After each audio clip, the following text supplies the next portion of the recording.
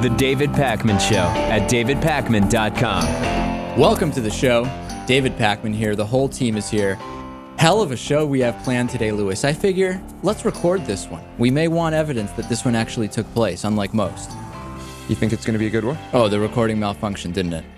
Huh? All right, so we'll have no record of this one either. There's a new Arizona birther law that this is, I know you're not going to believe this because it's so bizarre.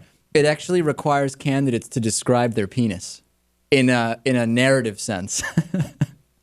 This is a narrative? The Arizona Senate, it's such a weird law, formally passed what they're calling what I'm calling the birther bill, but not in its original version. I guess it requires presidential candidates, we know where the source of this is, to provide, I can't believe the language is even in there, a long-form birth certificate before allowing their names on the ballot in Arizona, despite the fact that it's already a federal requirement to run for president.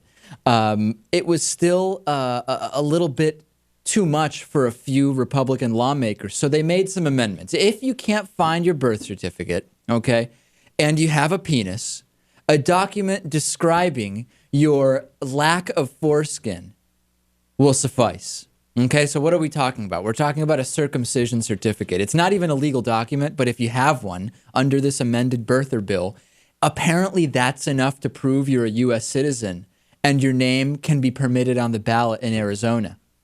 It doesn't make any sense to me. Now, apparently, actually showing your penis to election officials will not prove your citizenship. And in the worst case scenario, you could end up being labeled as a sex offender for doing that. Then you're definitely not going to be on that ballot. Do I really have to be the one, by the way, to say that Muslim males get circumcised too? So in the context of the Obama birther situation, what really would this have helped? Because we know that's the source of this insanity. Wow.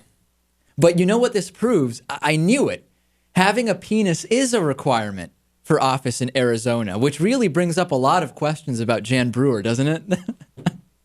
We won't get into those questions. And also, I mean, let's not stop at this, ladies and gentlemen. What about male pattern baldness? Maybe that will be enough for city council. If you want to run for city council, no birth certificate, male pattern baldness, show a picture of that, and you're in.